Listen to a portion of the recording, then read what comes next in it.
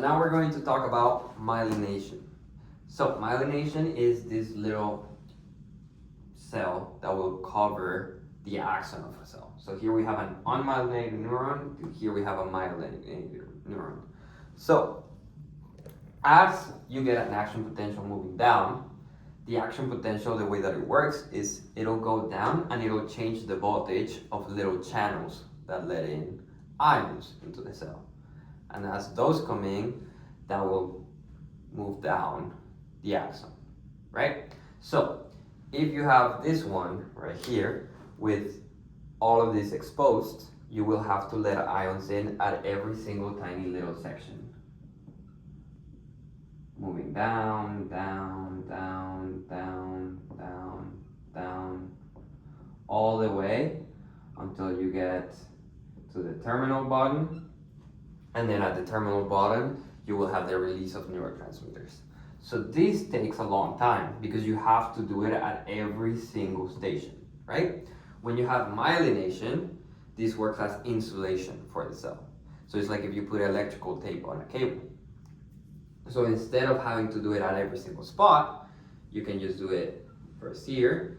Then you have a Schwann cell, which we will talk about more after. So the Schwann cell is the one that makes the myelin. So you'll have the myelin, then you have a little space. So then you have the next station there.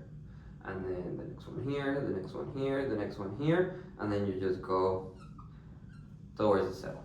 So since you don't have to do it all the way along the axon and you can just do it at these little spots, it is a lot faster. So information will travel way faster this way.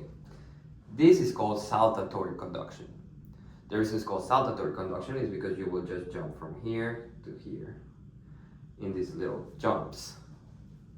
Jumping in Spanish, again, is saltar. So you have saltatory conduction.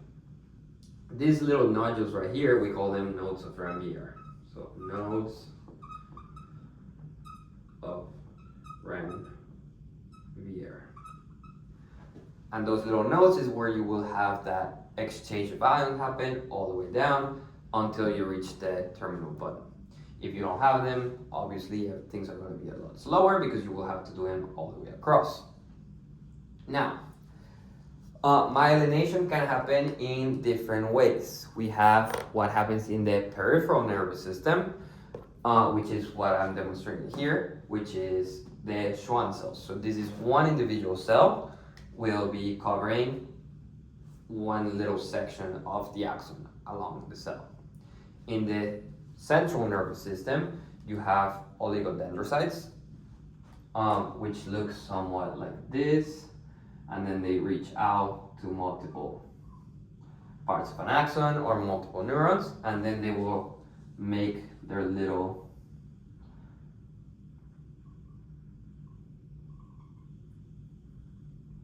Myelin sheath.